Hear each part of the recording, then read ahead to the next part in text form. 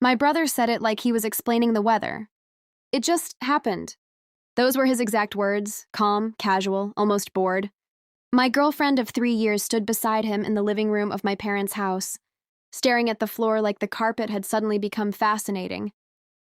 My mother sighed like I was the problem. "You're all adults," she said. "These things happen. You need to move on." Move on. 3 years of loyalty. 3 years of plans. Gone in a sentence. I remember the exact moment something inside me went quiet. Not broken. Just quiet. And when things get quiet in my head, it means I'm thinking. 3 years earlier, everything had felt simple. I met Maya at a friend's engagement party. She laughed at my terrible joke about the catering. Her laugh wasn't polite. It was real, loud, slightly embarrassing. I liked that. She liked that I wasn't like my brother.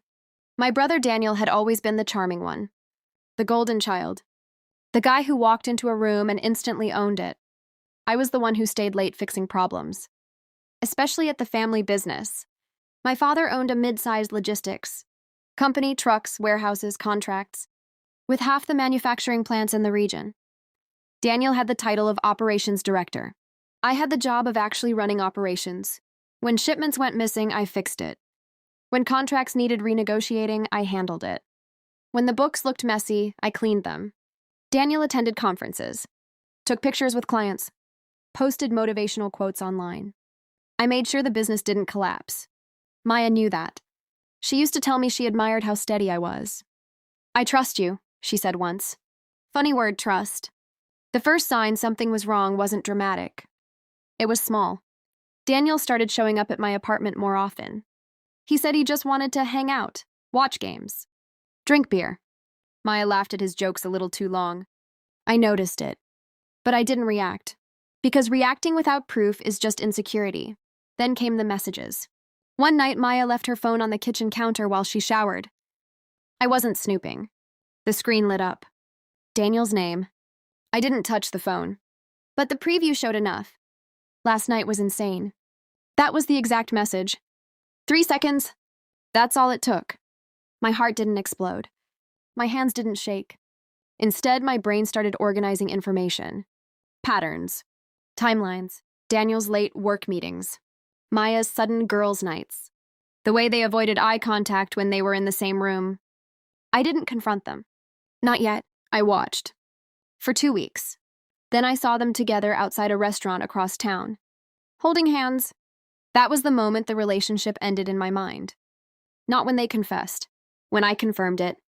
The confrontation at my parents' house happened 3 days later. Daniel looked annoyed, not guilty. Maya looked ashamed, but not enough. And my family? They chose comfort over truth. "Don't ruin your relationship with your brother over a girl," my father said.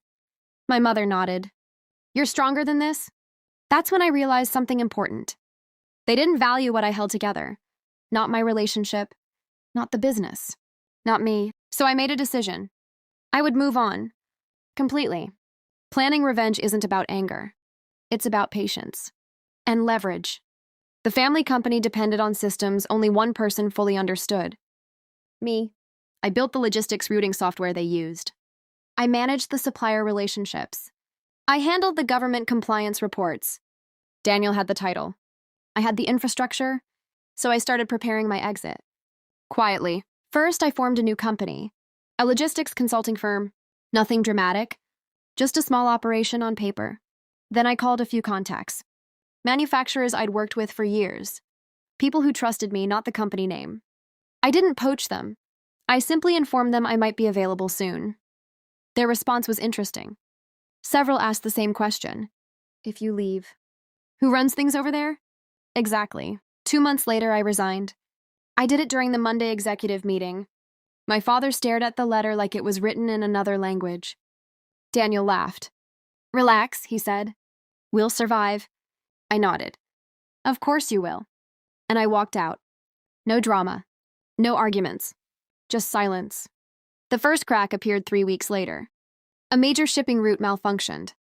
Daniel didn't know how to fix the system, because he'd never bothered to learn it.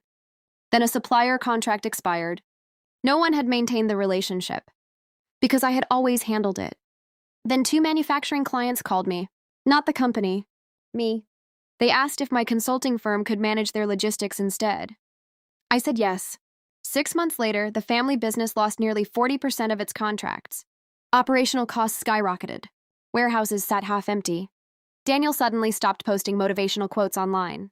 Funny how that works. Which brings us back to tonight. Daniel sits across from me in a quiet bar. He looks older. Tired. You planned this, he says. I sip my drink. No, I reply calmly. I moved on. He leans forward. You destroyed the company. I shake my head. No. I hold his gaze. You destroyed it the moment you assumed someone else would always fix your mistakes. Silence fills the table. He finally understands. Not just the business. Everything. My family thought betrayal was something I should simply accept. Something I should move past. So I did. I moved past the relationship. Past my brother. Past the business. And once I stepped away, the entire structure collapsed under its own weight. Turns out the strongest revenge isn't destruction. It's absence. And they're finally learning what life looks like without the person who held everything together.